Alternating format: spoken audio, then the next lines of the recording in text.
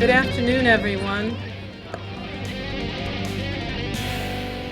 Welcome to the annual Sister Marie Augusta Neal Lecture, sponsored by the Center for Mission and Spirituality at Emmanuel. I'm Sister Mary Johnson. I'm chair of the Sociology Department, and I'm honored to welcome all of you today, particularly some Emmanuel alumni who were able to come and join us, and to welcome in a particular way Professor Jack Levin of Northeastern University.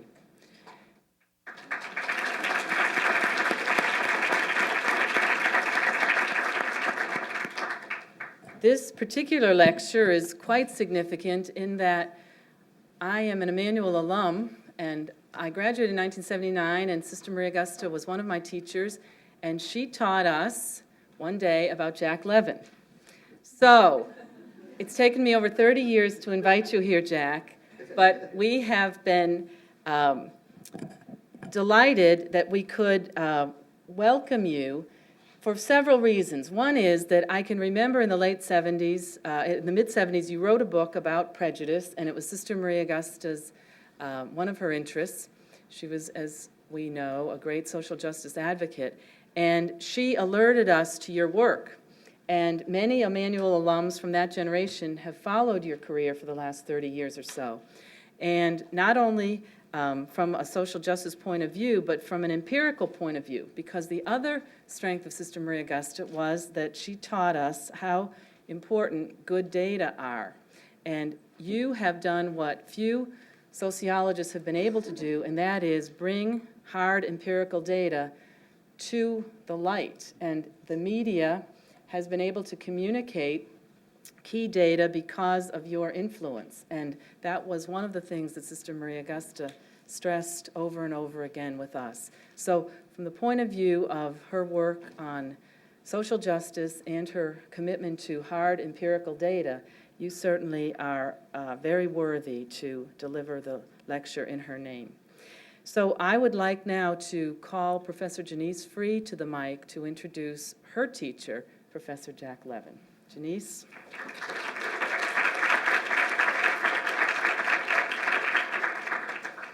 I'd like to extend my welcome to you all as well. I'm glad that you could join us this afternoon. I'm very excited to introduce my former professor, Dr. Jack Levin from Northeastern University. He is the Brudnick Professor of Sociology and Criminology and co-directs the Center for Violence and Conflict, as well as teaches courses in Sociology of Violence and Hate at Northeastern. Jack has specialized in the area of violence, crime, and murder and hate for over the last 3 decades. One of his many strengths has been his ability to present complex theoretical perspectives on crime to the general public in an interesting and understandable manner, as well as an entertaining manner often as well. Jack has published more than 200 scholarly articles, has co-authored or authored over 30 books, including titles such as Mass Murder, America's Growing Menace, Why We Hate, Hate Crimes Revisited, The Will to Kill, Making Sense of Senseless Murder, and The Violence of Hate.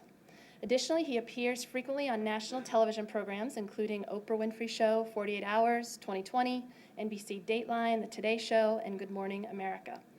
As if all that is not enough, I speak from firsthand experience when I say that Professor Levin is an amazing and skilled professor, well-loved by all of his students at Northeastern. I want to thank you, Jack, both professionally and personally, for being here with us today. I've heard him speak countless times and truly have never been disappointed, and I know you will not be either. It's my pleasure to introduce to you Dr. Jack Levin, well-known criminologist, educator, and my personal mentor and friend.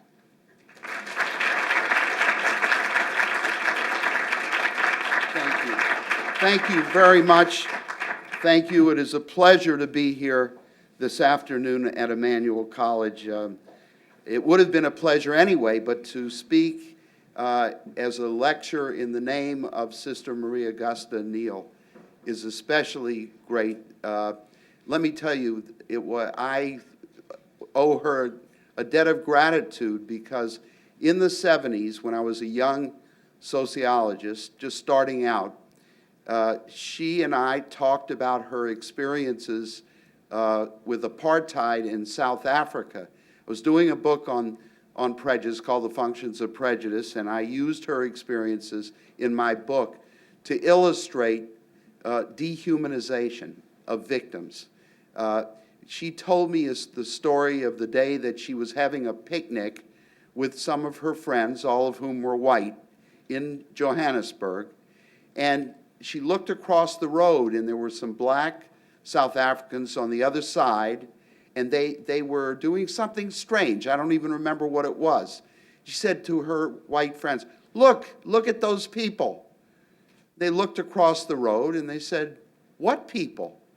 You see, under apartheid in South Africa, whites did not refer to blacks as people. So, that was a great example of dehumanization. Only one experience of Sister Marie Augusta Neal's that I put in my book. I do want to thank Sister Mary. We have a lot in common, it turns out, especially in terms of the things that we want to understand and we study. And of course, to Professor Free, I've known her for many years, and I've always had a lot of respect for her ability as a scholar and a professional, and also as a human being, I have to say. So thank you so much. And before I start, I want to clear the air about one thing. Now, I don't want to waste your time. I don't want to bore you, but I do want to make sure that you can focus on what I have to say.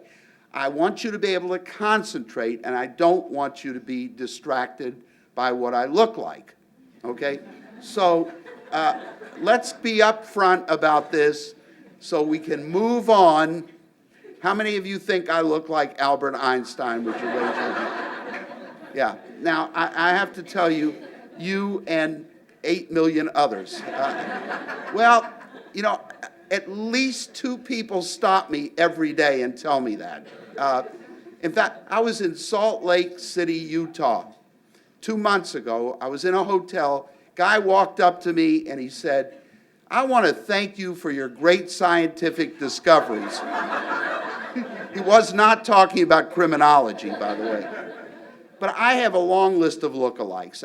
Again, I don't want to bore you, but I think it's worth spending about 3 minutes to go through these so we can all move on and focus on what I have to say, which I think is kind of important. So here are the people that I've been told that I look like. Are you ready? David Crosby, Stills, and Nash. Ben and Jerry. Yeah, how could I look like both of them? It doesn't make any, they're not even related to one another. Must be the ice cream. Geppetto. Listen, I got this in YouTube. Somebody commented on something I said. They said I look like Geppetto. Super Mario. I don't get that one at all. Captain Crunch. One of my students eats this for breakfast. I don't know, I don't. But Mark Twain. Grandpa Joe in the Willy Wonka film. Juan Valdez without coffee. Don King with white skin. This is thought-provoking. You'll have Mr. Monopoly. Yep. Now, this one I've got to explain, and then we'll move on. I was walking into a supermarket. I was in the parking lot, and a little girl about 8 years old was holding hands with her mother. She looked at me, then looked back at her mother, and she shouted, "Look, Ma, there goes Beethoven." Well, I know what Beethoven looks like, and I don't look anything like Beethoven. I told one of my colleagues about this, and he said, she meant the dog. Now, I don't look like this dog either, but I do look like my own dog. There we are. Anyway, it's true that for the last 30 years, I've focused a great deal of effort in trying to understand, make sense of extreme violence. And so the question often arises, why do I focus so much on murder? Well, the first answer is kind of obvious. I think most people would agree that murder is the most serious form, murder and rape certainly, the most serious form of violence.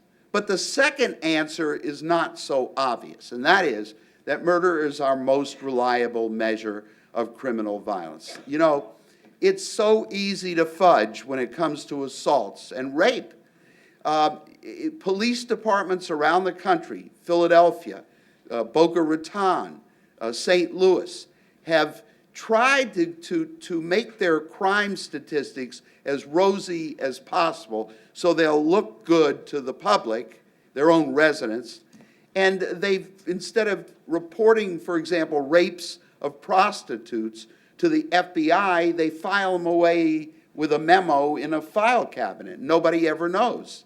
So they're not reported in national statistics. And St. Louis looks like it has almost no rapes.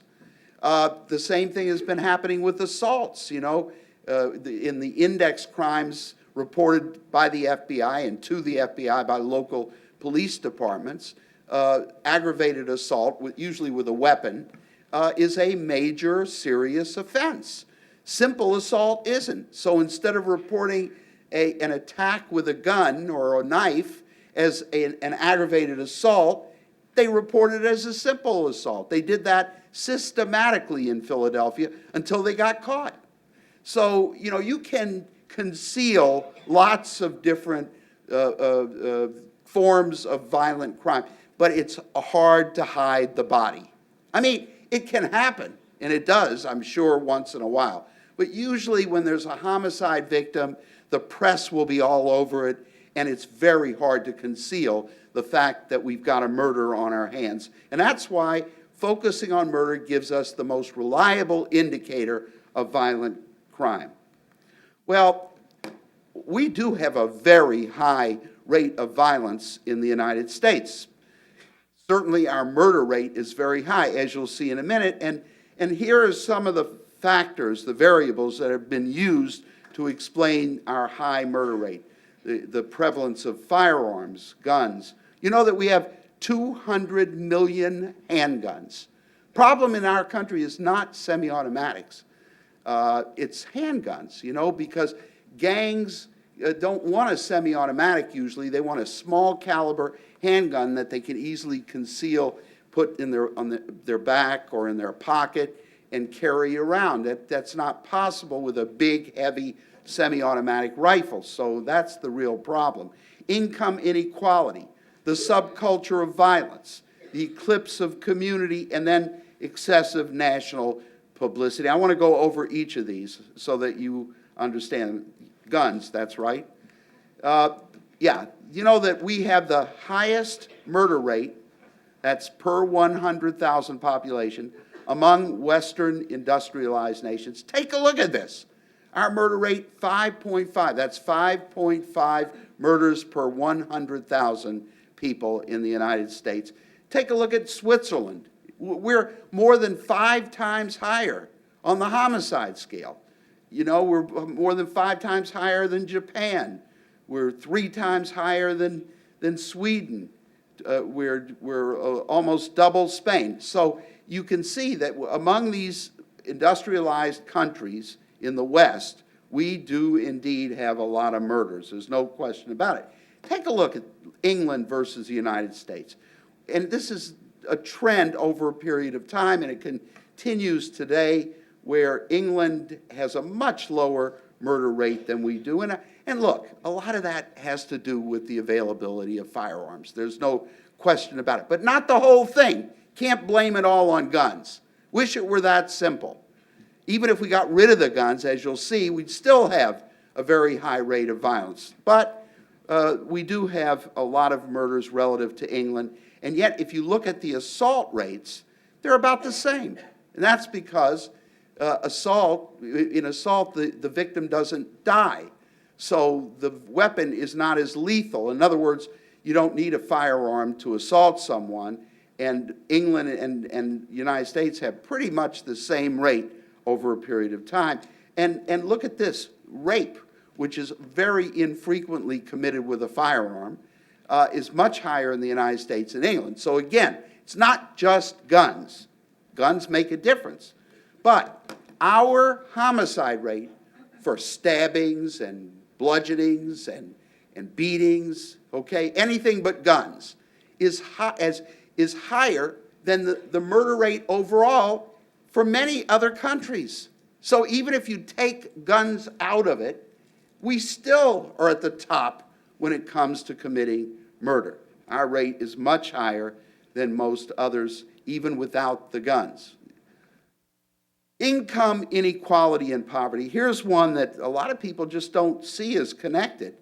But if you look at countries where you understand income inequality, that means, a few really rich people and a few really poor people and nobody in between very much. That's what's been happening. Look at us. We're not as bad as Russia or Mexico, but we're really up there. There's no question about it. Our level of income inequality, we have a shrinking middle class. So there simply aren't as many opportunities anymore for people to succeed in any middle class sense of the word. The trend is quite clear. Gradual since about 1970, almost every year, we've seen growing income inequality, okay? Again, the middle class is on the decline. No wonder everybody is focusing on the middle class, because it's disappearing. We're looking a lot more like the people that looked in the 1920s, when again, there were like really rich, really poor, and very few in between. I mean, that's really a shame. But what do we blame for murder and other serious crimes? I hear it all the time. Immigration. Well, you may be surprised to learn, I hope you're surprised, I guess, that immigrants have a very low crime rate, much lower. In fact, the longer they stay in this country, the higher their crime rate gets, because they're more like us, the people who aren't immigrants. So, for example, if you compare Boston and Hartford, you can see the murder rate is much higher in Hartford, and there are a lot more people below the poverty level. So there is a relationship between poverty and murder. I'm going to get back to immigration in a second. Look at Baltimore. My God, they have so many murders there. They have the same number of murders as in Rio de Janeiro, Brazil, where they're fighting against the gangs all the time. Much higher, the murder rate is much higher than Boston, but they also have a lot more poverty. Yet immigration can overcome the impact of poverty. Lawrence, Massachusetts. Now, there's an impoverished place. The poverty level is almost twice that of Boston, but look at the murder rate. It's less than half of Boston's. And if you want to really be safe, okay? Want to be safe? Better than sorry. Let's be safe. Move to El Paso. About 70% of the residents of El Paso are immigrants from Latin American countries, and they have about the lowest murder rate in the United States. It's unbelievable. Oh, go across the border to Juarez, and they had 1,800 murders last year. But in this country, there were very, very few in El Paso, and that's true of San Diego, Laredo, Mesa, Arizona, wherever there are a lot of immigrants. And that might explain, by the way, why we've kept the murder rate low, because we've gotten a lot more immigrants in this country. If you take a look at this, the homicide rate went down when the immigration rate went up. So let's not, this is not an argument for or against controlling our borders. I'm for controlling our borders. But let's do it based on the truth, not based on stereotype thinking about people who come here, okay? I could keep going with that, but that's all. I just wanted to make sure that you got that. And, they say that unemployment has nothing to do with murder. Well, that's true generally, but if you look at certain kinds of murder, there's a close connection. Familicide, where you kill, where a husband, father usually, kills a lot of people in the family, like his wife and all the children. There is a close relationship between the unemployment rate and these familicides, or family murders, or family annihilations, over the period between 1976 and 2007. And I did a study of family murders in 2008 when the unemployment rate was about 5%, and then I compared it to 2009 when the unemployment rate was 8.5%, and it went higher than that, as you know. And look what happened. When the economy goes south, husband fathers are more likely to kill the family. Their victims are more likely to be their wife or partner and the children. The killer suffers some kind of catastrophic loss, like a nasty separation or divorce, or losing his job, or being in deep debt, losing a lot of money in the stock market. All of those things are precipitants. The attack is premeditated and selective, usually doesn't go after strangers. He just goes after his family members, period. If there's someone around who's not in his family, he'll walk around them. He's not interested in them. He blames his family, or he wants to protect his family. And that's an interesting thing that people never think about. Usually the killer, the husband, father, will commit suicide. But first, he wants to protect his children. And so in this perverse way of thinking, he decides he doesn't want his children to grow up with strangers as parents. He doesn't want them to suffer the stigma of his own suicide murder. And he feels that life here is so miserable that they'll all be better off reuniting in the hereafter. You follow? So you find a lot more of these kind of weird altruistic kinds of murder-suicides now that the unemployment rate is very high. And almost every day, if you look at the news, you'll find one. You'll find, not in Boston, but maybe in California. I want to get back to California in a minute. But look who kills children. Their parents, more than any other group. Very few children are killed by strangers.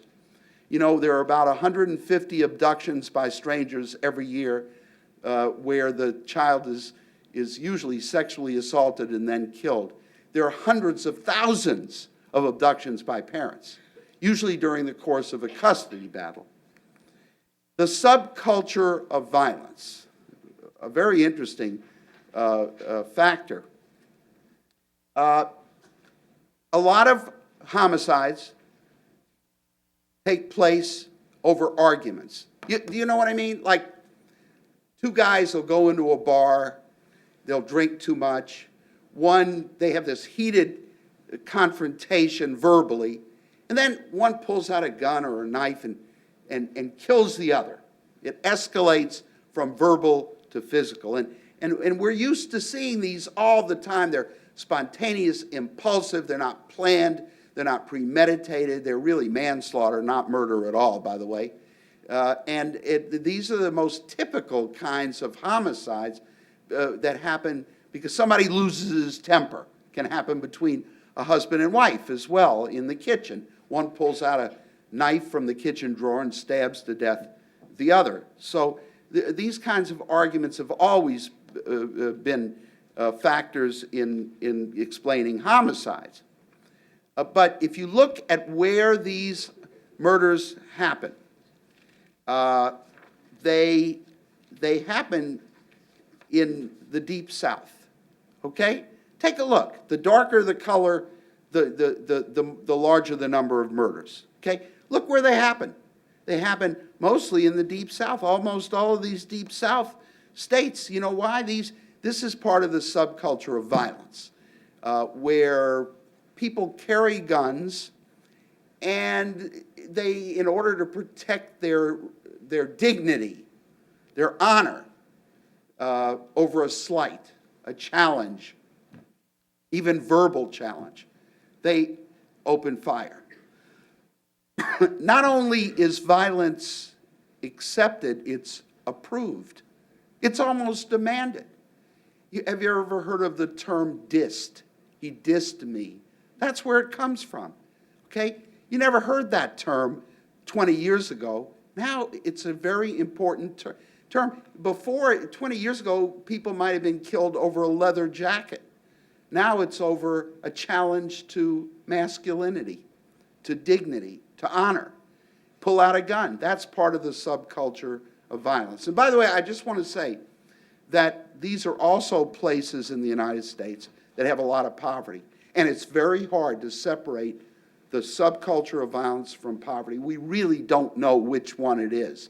But there are a lot of criminologists who say that it's this inordinate feeling that you have to protect your dignity when it's being challenged.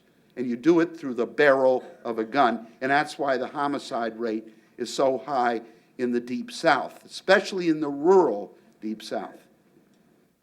Eclipse of Community. Boy, this is a big one. I feel it myself a lot. I really do. And I'll bet you that some of you feel it as well. Look at where mass murders happen, okay? Look, take a look at this. They don't happen in the Deep South. Is that shocking? I just told you that murders disproportionately occurred in Deep South states, like Mississippi, Louisiana, and so on. But they get almost no mass murders. You see, mass murders aren't spontaneous. They're not impulsive. People don't commit mass murders after being dissed. No, they're premeditated, they're selective, they're more like the ones that I've talked to you about when I talked about family annihilations. But they can also be murders of strangers in a shopping mall. They can be murders of the boss and all the employees at work. There are all kinds of mass murders. Look where they happen disproportionately. California, Alaska, Texas, Oklahoma, Illinois, New York State. These are all states that have a lot of strangers. You know, California, anybody here from California? Okay, this is an underhanded compliment, I have to tell you, because California is so attractive, it attracts a lot of weird people. Do you understand why? It's attractive, and therefore, everybody goes there. Go west, young man and young woman. You know, it's a last resort, a new beginning. Have you ever heard that California has a laid-back lifestyle? Well, they don't get up. This is the problem. They have so many weird crimes there. They have so many serial killers, they give them numbers. Skid Row Slasher 1, Skid Row Slasher 2, Skid Row Slasher 3. When I'm looking for examples of serial murder, mass murder, hate crimes, I just Google it and I put in California. They all come up. It's unbelievable how many happen in California. And that's because very few people were born and raised in California. They're all from Boston. You know, they've left Boston, they've lost their jobs, and they decide they're going to go west 3,000 miles. They get to California, find out the unemployment rate's no better there. In fact, it's worse. And then they open fire. The reason is that they don't have their support systems in place. They don't have their family and friends to get them through the bad times. They don't have anyone to get them through tough situations. They don't have anyone to encourage them and support them. And you know, the really sad thing about this is that we're looking more and more like California. Have you noticed that? I mean, I don't want to go into this in deep. There was one guy at Harvard who wrote a book called Bowling Alone. And he meant that literally. Nowadays, people bowl by themselves. 20, 30 years ago, they would bowl in groups. And he meant it metaphorically as well. It's a metaphor for our whole country, that people are alone. They're psychologically without support. They're suffering from what Durkheim called anomie. And they just don't have the guidelines and the rules and the support and the encouragement that they need. And so that's why the murder rate tends to be so high in these places. There's been an eclipse of community. And look, I have to tell you, I live in the suburbs in a single-family home, and I don't know my neighbor's name. It's the truth. My next-door neighbor. I was at Ruggles Station going home one day, true. Swear this is true. Guy comes walking up to me. He says, "Are you Jack Levin?" I said, "Yes." "Who are you?" He said, "I'm Bill something." He said, "I'm your next door neighbor." I said, "Come on." I said, "What color is your house?" He said, "White." I said, "Oh, that's true. How long you live there, Bill?" He said, I thought he would say 6 months maybe. 5 years. You know, haven't seen him since. This happened to me 3 years ago. I'll probably never see him again unless he's at Ruggles. I don't know. So we're looking more and more like that. There's been an eclipse of community, and there are a lot of people without support. This guy killed 6 people. He was from Montana, small town, never hurt anyone. He went to Seattle. He was alone. He couldn't get a job, and he killed 6 ravers. You know what ravers are? You know,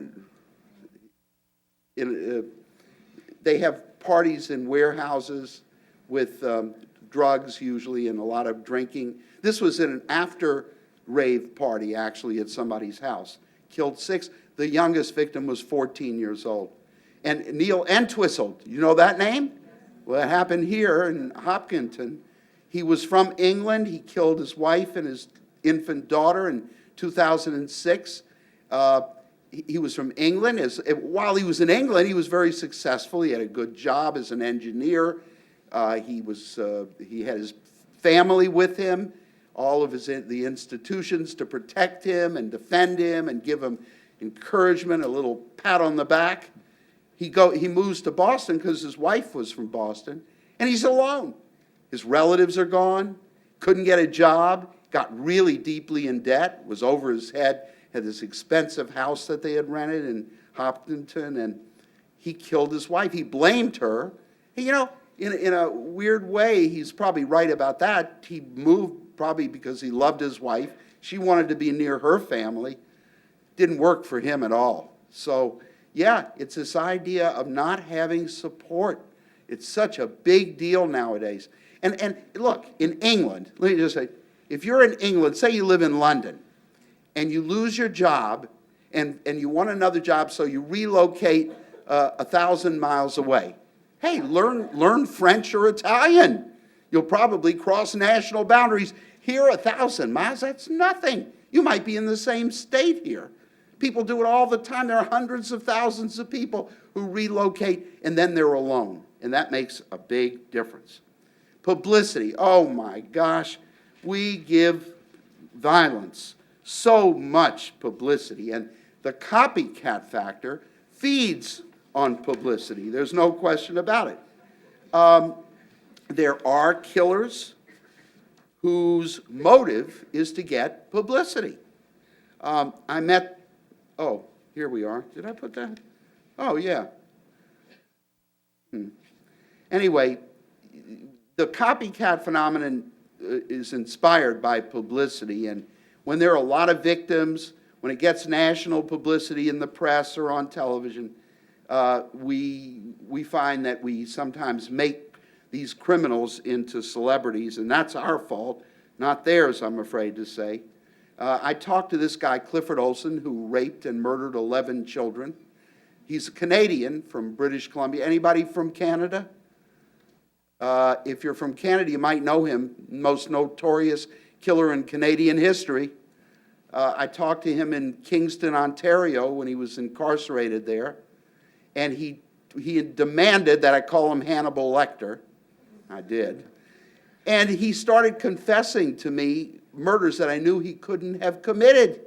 You know, he wanted to be the Heisman Trophy winner of serial murder, amassing the largest body count in recorded history. So he starts confessing falsely to all these crimes that that were committed while he was incarcerated. I knew it wasn't him, but he wanted desperately to achieve a sense of infamy. And infamy is a motive. Becoming an important celebrity through the barrel of a gun. So a lot of these men they see that power, control, dominance is part of the masculine role, and they want to be seen as real men. So what have we done? We've made them into celebrities. we've put murderers on trading cards the way we used to put baseball players. This is James Hubert. He killed 21 people.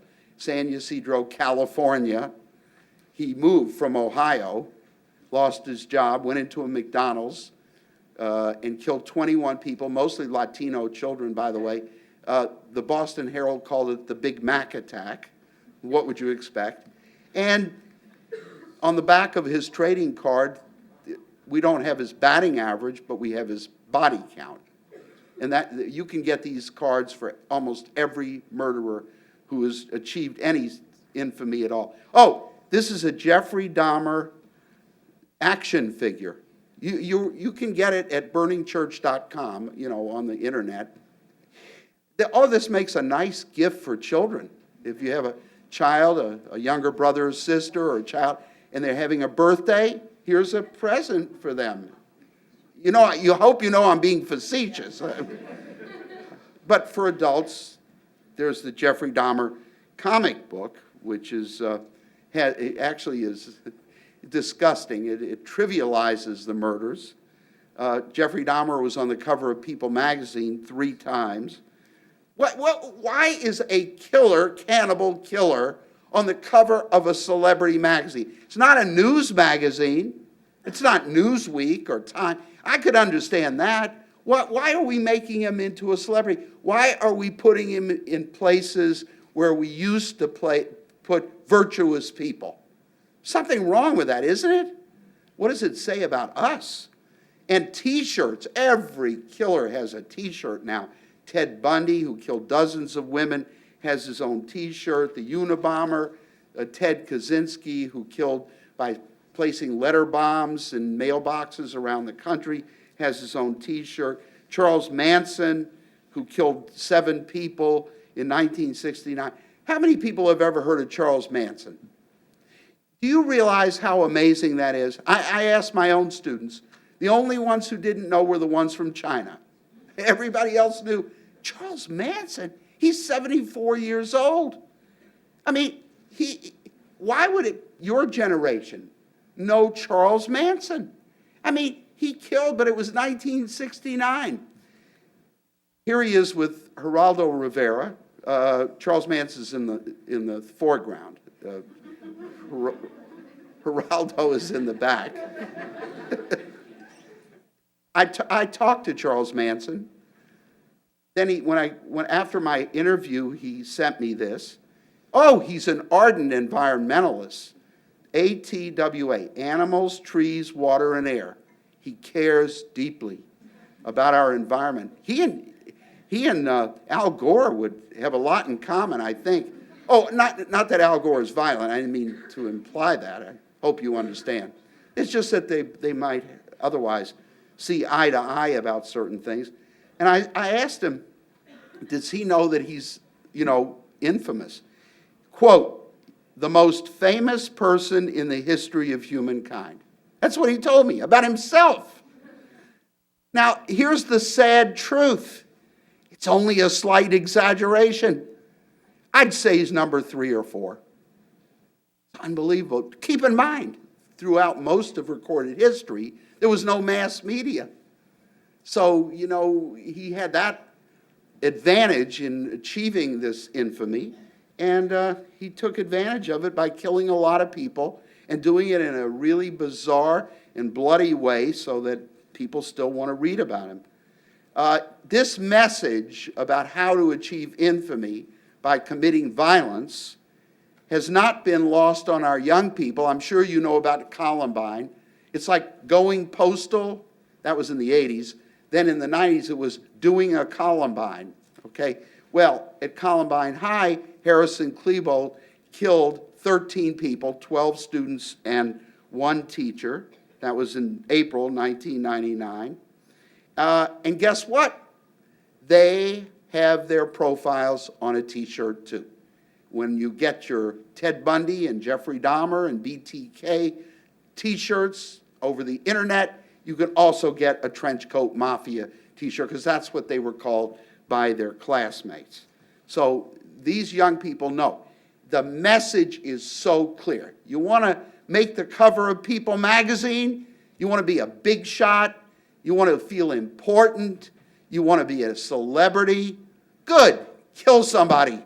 Oh, and while you're at it, kill a lot of people. Because the larger the body count, the more likely it is that you'll make the cover. And I'm afraid that's the disgusting message that we have given our young people. Look at this. If you don't believe me, think of what happened at Virginia Tech in 2007 when this guy, Cho, killed 32 people. Do you remember how he did it? He went into a dormitory, killed 2 people, and then he took a break.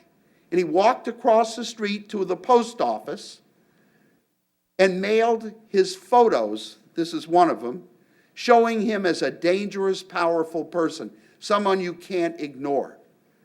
He mailed it to NBC. And then he walked back to the campus, went into a classroom building, and killed 30 more people. But before he did that, he wanted to make sure that he would be famous. And so he did. And guess what NBC did? They did the irresponsible, unethical thing. They released the photographs to the public, giving Cho exactly what he wanted.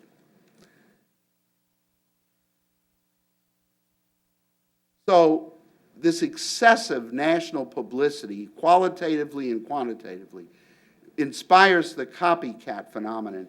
And a lot of times these shooters will be inspired not by the kid down the block or the guy on the next street, but by someone thousands of miles away in some obscure, out-of-the-way place like West Paducah, Kentucky, or Pearl, Mississippi, or Jonesboro, Arkansas, Bethel, Alaska, population 500, but there was a killing. A student killed a principal and a classmate. I mean, you know, you can be inspired now by people whom you've never met and who live thousands of miles away, thanks to cable television and the internet more than anything else.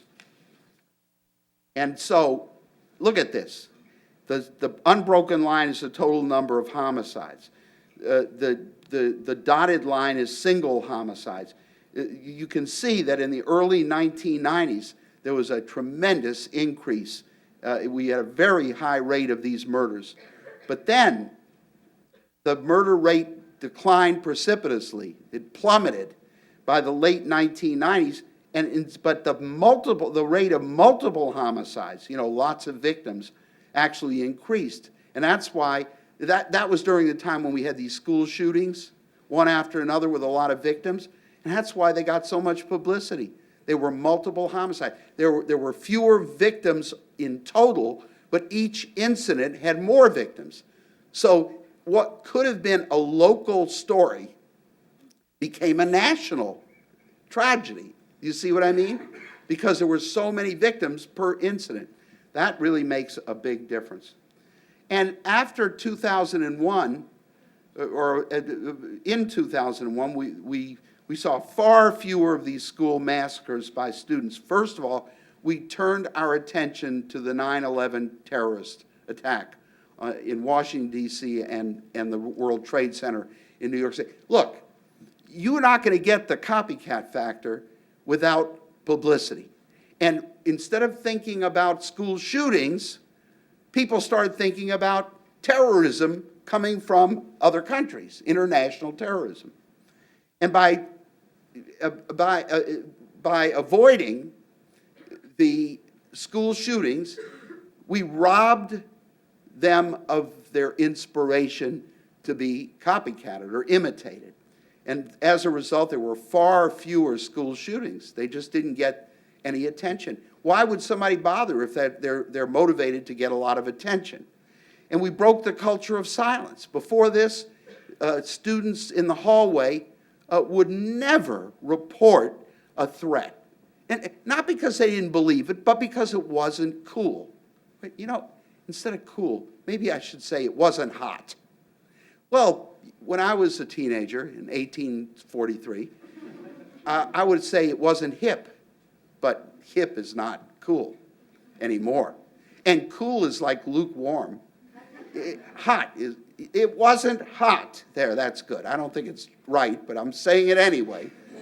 We broke the culture of silence, and it became okay for people to inform on their classmates. Okay, and finally, there have been laws that have been passed, including one in the Commonwealth of Massachusetts, anti-bullying law. So we're focusing on bullying. We used to see it as part of the natural order of things. Now we're willing to confront it and to try to reduce it and to get teachers involved in intervening. These are terrific things, and we have reduced the number of school massacres. Somebody intervened and informed a principal at New Bedford High School in 2001, averting a tragedy. The same thing happened in Marshfield in 2004. The students are coming forward. They're getting involved. They wouldn't do it before. They're doing it now, and that's made a big difference. Well, you've heard of the baby boomers. Who could not have heard of the baby boomers? They have determined so much about our society. And if you look at where they come from, they've been doing this over a long period of time, because take a look at the 60s, okay? Look at how low the homicide rate was, okay? And then look, in the middle 60s, what happened to the murder rate? It escalated. Notice that? It went up, up, up until about 1980. Well, that's the baby boomers. 76 million baby boomers. So the baby boomers were teenagers then. Everybody wanted to be young. The Oil of Olay ad said, "Can you tell she's over 25? There was a popular television program, Logan's Run, where people were executed when they reached 30. And then there was that novel and movie Soylent Green, where they made fortune cookies out of older people. Everybody wanted to be a teenager. All the models were teenagers. Everybody wanted to be twiggy and look like a young person. 85-year-old women were wearing mini skirts because the baby boomers were wearing mini skirts. That's just the way it was, or bell bottoms. And then guess what happened? Not only that, but there were revolutionary ideas during that time. There were a lot of young people who had dropped out, drugged out, lived on communes, were very political, and often very radical. So those things happened in the 60s until about 1980. And then guess what happened? The murder rate declined because the baby boomers matured. They were no longer teenagers. They mellowed out. They no longer committed violent street crimes. Instead, they committed white-collar offenses like embezzlement and fraud. Well, those are less risky. Those are more mature crimes, you see. And then look again here, and you'll see that the murder rate started to decline. Then all of a sudden, unexpectedly, the murder rate went up again. Oh my gosh, in the middle 80s. And I'll tell you why. I'm glad you asked me. The answer is the war on drugs. Yes, we fought the war on drugs, and we incarcerated large numbers of adult drug dealers in the crack cocaine era. But guess what? Their younger brothers filled the vacuum. Now, instead of having a 24-year-old crack dealer, you had a 14-year-old crack dealer. And I'm going to tell you something. A 14-year-old can't shoot straight. You know, he's going to have to, if he's going to defend his market, his territory, his turf, he needs a little gun to protect his interests. The problem is we had a lot of innocent bystanders who were killed during that period of time, right here in Boston, just a few blocks from here, because of the war on drugs. The war on drugs created a war on the streets, and it was waged by teenage drug dealers. And that happened for a few years until the mid-1990s. And take a look at 1994. This is shocking. Look what happened to the murder rate. It plummeted. We finally started doing the right things to reduce the murder rate. And by the way, I know in Boston, the murder rate is up a little bit this year. I'll show you that. But in general, the murder rate has been declining for many years now. I'll show you in a few minutes. But look, it was all young people. See that normal curve? You'll see it over and over again. The normal curve, 18 to 24-year-old, up, then down. 14 to 17 in blue, up, then down. It means there was a spike in the murder rate committed by young people, and then it plummeted, okay? And that happened over a period of about a decade. Here's the normal curve again. The entire increase in the murder rate in the United States was murder by guns. There was, look at the others, they're flat. They're constant. Nothing happened with them. No, there wasn't any increase or decrease with knives or blunt objects or hands or strangulation. Nothing. The whole increase, decrease was with handguns. Not rifles, not at all. And it all happened, almost all happened in big cities. See? Again, suburban, small cities, rural areas, flat. Nothing much changed. Almost all of it, bless you, happened in major cities in the United States. It happened in every region of the country. And in Boston and New York, we became models for how to reduce youth violence. And there were two models. The New York City model was called zero tolerance policing, where the police would arrest youngsters for doing minor things before they did the big things. You don't wait for them to kill someone or assault them. Instead, you say, hey, no more graffiti on the wall and turn down that music. It's disturbing the neighbors. You're under arrest. Okay? And it was that zero tolerance policy that is said to have reduced the crime rate in New York City. In Boston, we had the partnership model. It was softer, gentler. We had the police, community policing, cooperating in partnerships, collaborating with the residents, with clergy and with teachers and parents and business leaders, all coming together around this problem, okay? Look at what happened. See the red line? That's New York City. New York City went from a really dangerous place to a pretty safe city. The only problem is that the reports of civilian reports of police brutality, excessive force, skyrocketed at the same time. Well, whenever you make the police more aggressive and confrontational, that's what's going to happen. That did not happen in Boston. In Boston, the partnership model worked, and we also had a reduction in the crime rate. Yes, in Boston, there was law and order, lock up the youngsters who can't be saved. Clergy, for example, would take their congregations to the streets and the gangs, and they would inform to the police on those incorrigible youngsters who were responsible for so much of the violence. But they also made sure that they supervised youngsters in the afternoon who could be turned around. So there was prevention as well as law and order. Those were the two prongs of this attack on juvenile crime. Law and order, lock them up if you can't save them, but also prevent future violence by supervising teenagers who would otherwise... Did you know for 25 years we asked our teenagers to raise themselves? And they didn't do a very good job. So this was a grassroots effort, the 10-Point Coalition. These were Baptist ministers, and they, as I said, they took their congregations to the streets and the gangs. They cooperated with the police. We had more after-school programs, more summer jobs, 11,000 summer jobs in Boston every year. Just to put it in perspective, Baltimore, which is about the same size as Boston, could only generate 3,000 because they have so much more poverty.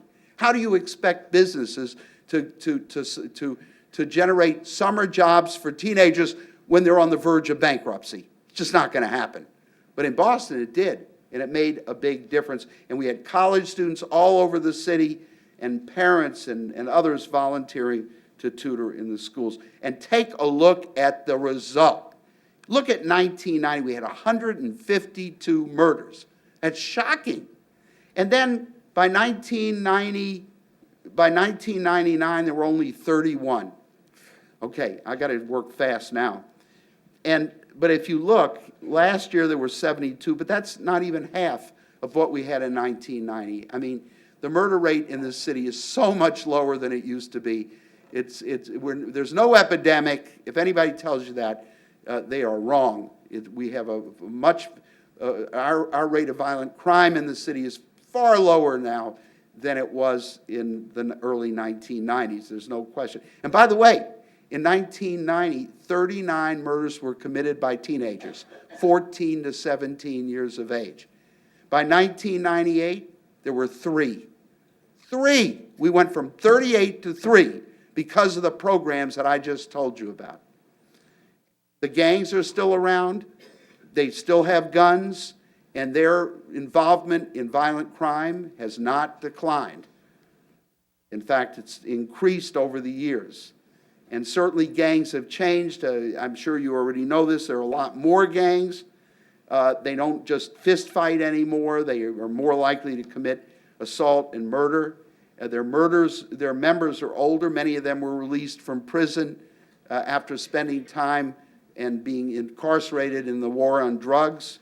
There are more immigrant gangs than there used to be, of course, like MS-13 from El Salvador. And they fill the vacuum that's left by the withdrawal of adults from the lives of our teenagers. That is what it's all about. We have withdrawn our support for teenagers, and the vacuum that was left by this withdrawal of supervision is being filled by gangs. So if you look at this, it's shocking, really. This is the percent of families with children under 18 lacking full-time parental supervision. Look how it has increased dramatically since 1970. 2-career families, single mother families, single father families, divorce rate, which is very high. All of those things have contributed to the lack of adult supervision. And so, when do teenagers commit their crimes now? It's not in the middle of the night. That's adults. Want to put on a curfew? They've done that in a lot of cities like D.C. They're fine if you're over 18. I say, let's put on a curfew, and we won't let anybody over 18 out on the streets after 11 p.m. Because for people over 18, that's when they commit their crimes, in the middle of the night or after 11 p.m. But teenagers commit most of their crimes after the school bell rings and before mommy and daddy get home from work. So between 3 and about 7, the crime rate for teenagers peaks. By the way, did you know that the pregnancy rate also peaks during that period of time? Well, for the same reason. Nobody's around. The kids can do anything they want. You know, when I was a teenager, bless you, people would have sex they'd go to Lover's Lane. You probably never even heard of Lover's Lane. But, you know, drive your car and people would get in the back seat of the car and have sex. That's uncomfortable. Well, nowadays, why bother? Why bother when you just come home to an empty house, grab milk and cookies from the refrigerator, and hop in mommy and daddy's bed? What's the big deal? And that's what's happening. And that's why the pregnancy rate soared for that period of time. And that's also why the crime rate soared as well. We've got more after-school programs. Those are great. We need those after-school programs. But they have eligibility requirements, okay? For most after-school programs, you need a certain good grade point average, good conduct record. You have to pay a fee. And even if none of those apply, you have to find your own transportation home. Hey, the very people who need these after-school programs the most aren't eligible. Well, oh, gee, look what I did. The good news about intimate murder. Well, there is some good news, and I wanted to leave you with this. Take a look at what happened to the homicide rate for intimates. spouses, boyfriends, girlfriends, divorced people. It's dramatically lower now than it was in 1980. There's been a gradual decline in the number of murders of intimates over that period of time, from 1976 actually, and until today. This trend has continued. But guess who's benefited more, men or women? Men. You see, here's what happened. 25 years ago, we didn't have the services that women needed to defend themselves. For example, we didn't have shelters, as many shelters, and we didn't have restraining orders with teeth. We didn't have police who understood domestic violence and were willing to make arrests that counted. And so what would women do when they were abused and battered over a period of time? They'd kill their spouse. Well, they don't have to anymore. They have options. Thanks to these social and legal services that were never available, women don't have to commit murder to protect themselves, not to the same extent. And men have been the beneficiary of these social and legal services. They're still alive. Well, it's really amazing that the good news has continued over the last few years, that we still have a reduction in the murder rate, that the crime rate is still pretty low relative to the early 1990s, despite this focus on fighting terrorism after 9/11, and where we reduced our efforts in crime fighting and decided we were going to fight terrorism. It's a zero-sum game. There's only a certain amount of money, so if you're going to spend your money for terrorism, you don't spend it for crime fighting, and that's what happened. We've released large numbers of inmates. These are the inmates who were incarcerated during the war on drugs. They spent their several years in prison behind bars, and now they're back on the streets. They get back into the gangs, sometimes as leaders, and we have big problems because they have no job skills, no hope for the future. What do we expect? Tremendous budget cuts. We've reduced the number of after-school programs, summer jobs, all of those very effective crime-fighting programs and policies of the 90s. And there are larger numbers of teenagers at risk. These are impoverished youngsters who are at great risk for becoming violent criminals. But the biggest problem of all is complacency. A lot of people in Boston and elsewhere are finally recognizing what I've tried to tell you here. The crime rate is down, not up. And so instead of redoubling their efforts, they've gotten out of the crime-fighting business. They're not scared anymore. And that's the worst thing that could happen. That assures that our crime rate will spike in the next few years. And that's why I'm so glad that I was able to talk with you today, and so that we can do something about reducing the complacency of people in Boston in the future. Thank you very much.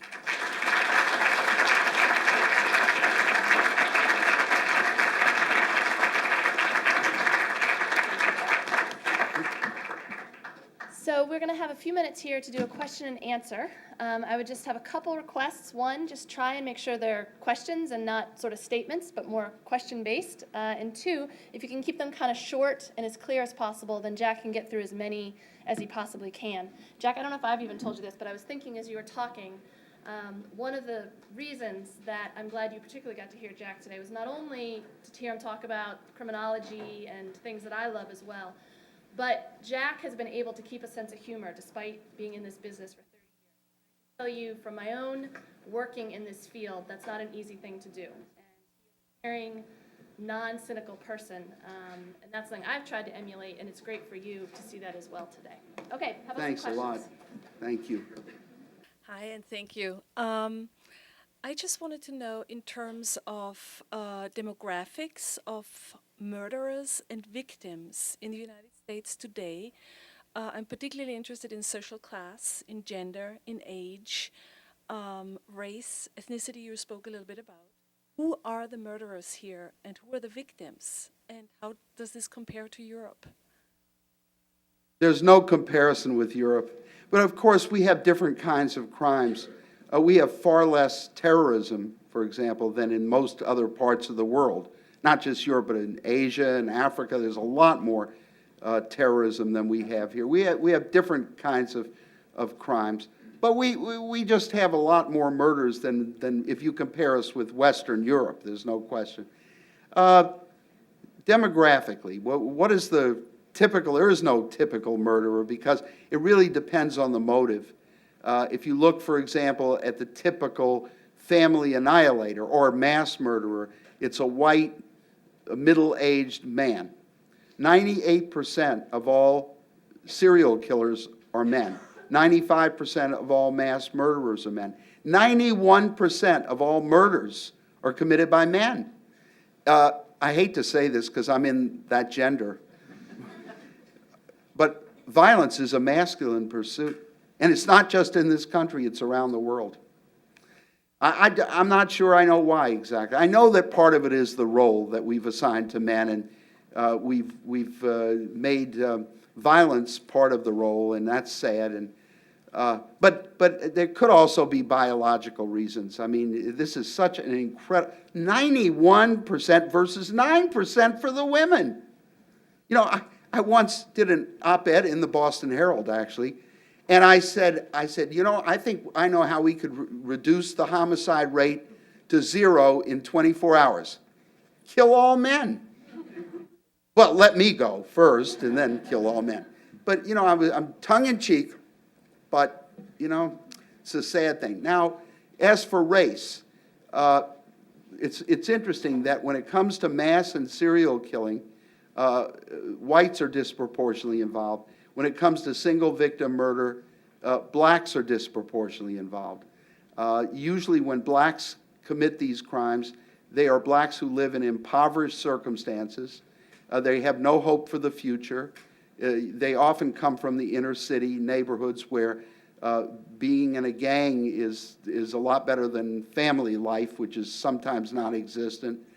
And being in the drug industry is a way of making a lot of money fast. And so you see that a lot of the single victim murders are committed disproportionately by black youngsters. Also, it's not just black youngsters, it's youngsters. Most single victim murders are committed by young people. I tried to make that point when I showed you the trend with the baby boomers. As they got older, they got out of the murder industry and they started doing white-collar crime. They looked like little Madoffs, you know. Is that his name? Yeah. But so I think I've answered your question about race, gender, and age. Well, you know, it depends on let's face it, street crime is more likely to be committed by poor people who are desperate about just surviving or making some money. But white-collar crime is middle and upper class, and we don't even think about that at all. So I'm not sure of the answer to that one. That's a tough one. I don't think anybody really knows. With so many movies, TV shows, books, all this stuff that's already out there about the glorification of violence and murder, do you really think we'll ever be able to reverse the effects of such this, you know, just the glorification of all this violence? Do you think it'll ever be able to be reversed? It's going to be tough. But first of all, there is a correlation. We don't know if it's causal, but there is a relationship between, you know, children watching a lot of violent television and playing violent video games and listening to violent lyrics and music on the one hand and committing violent crimes on the other. There is a relationship, whether it's causal or we don't know, because the children, the youth who like violent media may be the aggressive, violent ones to begin with. That's why they like violent media. So there's a correlation, but we don't know if it's causal. Even if we got rid of all the violence in the media and in our popular culture, we'd probably still have a high level of street crime, because street crime responds to structural conditions that are terrible. You know, and when we have a high unemployment rate and people don't see opportunities, they innovate. They often will use illegitimate ways of trying to get what they want, to be successful, to make some money, to make it in this world. So, you know, you can't, I hate to say this, but you really can't blame it all on the media. You can blame a little bit of it, though. I'm not against that.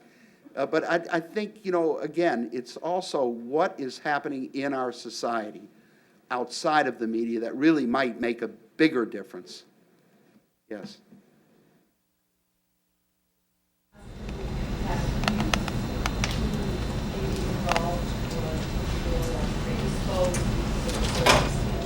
So how can schools get involved in reducing this problem for our youngsters? Boy, we ask the schools to do everything, you know, but there's good reason for that. The families aren't doing it anymore.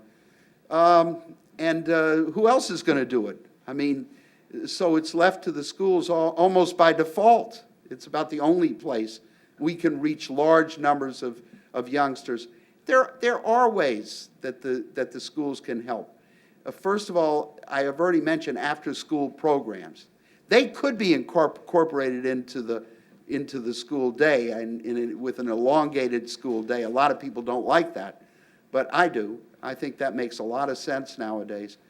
We ought to be teaching our youngsters basic skills again. So many of them don't know how to read or write or do math, or even arithmetic. And part of the problem, I hate to say this, but part of the problem is that the teachers don't know how to do those. We're talking about several generations after the late 1960s. And I'm not talking about all teachers. My goodness, I don't want to condemn all teachers. There are plenty of great teachers. But there are also those who grew up in the late 60s, early 70s, on up, when we talked about alternative schools, which are great. I had a child who went to an alternative school. It was terrific. Open classrooms, relaxation of the rules. You know, don't bore students. Don't make them memorize the multiplication tables. It's too boring. I'm telling you, it's not just the students anymore. It's also their teachers. We've got to do, it has nothing to do with their pensions. It has to do with women whose only opportunity for advancement in the 50s and 60s was to become a teacher. So we got a lot of really good teachers who were women who wanted to be professionals. Well, now women have a lot more opportunities elsewhere. They can become professors, they can become lawyers, they can become doctors. The majority of college students are women. The majority of veterinarians are women. The majority of students in medical school are women, and in law schools. And so who are the teachers?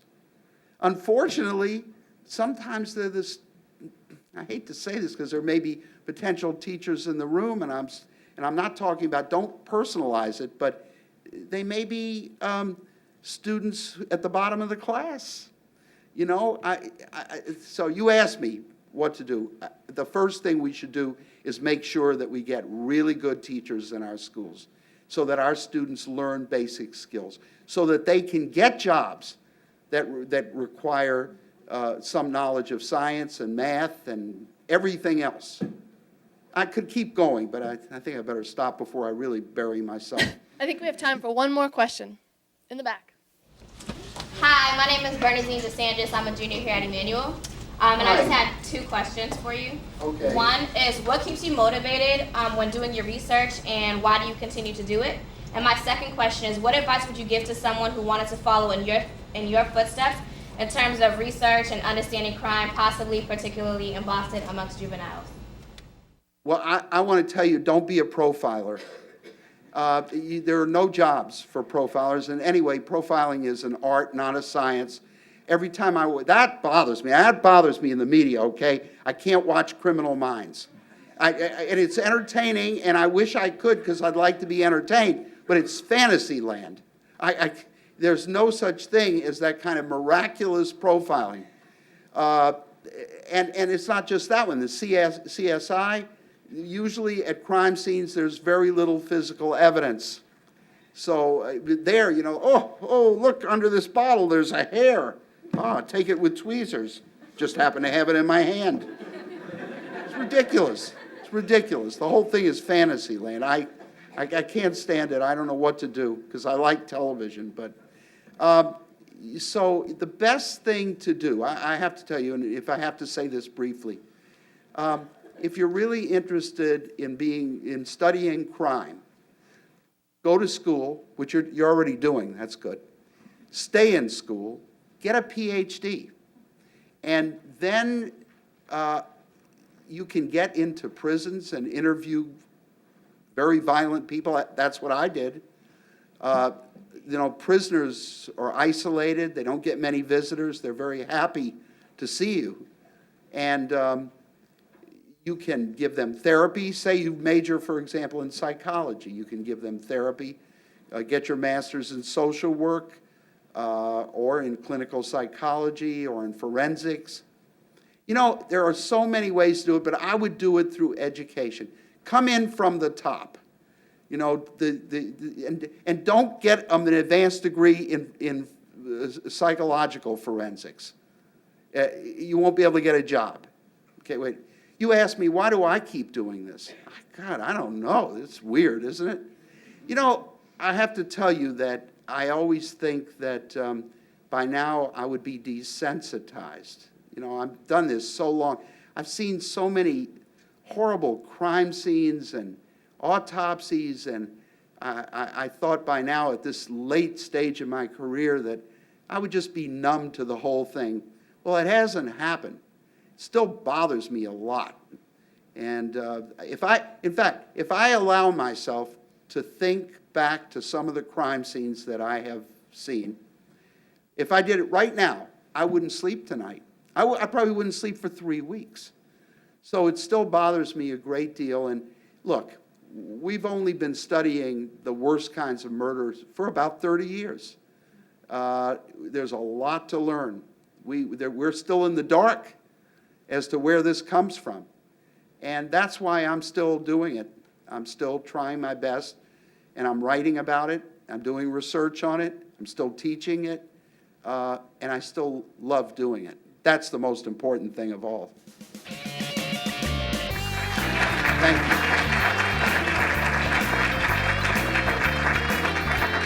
So thank you again, Jack, on behalf of Emmanuel College, the professors, the students, the administrators, and myself personally. Thank you.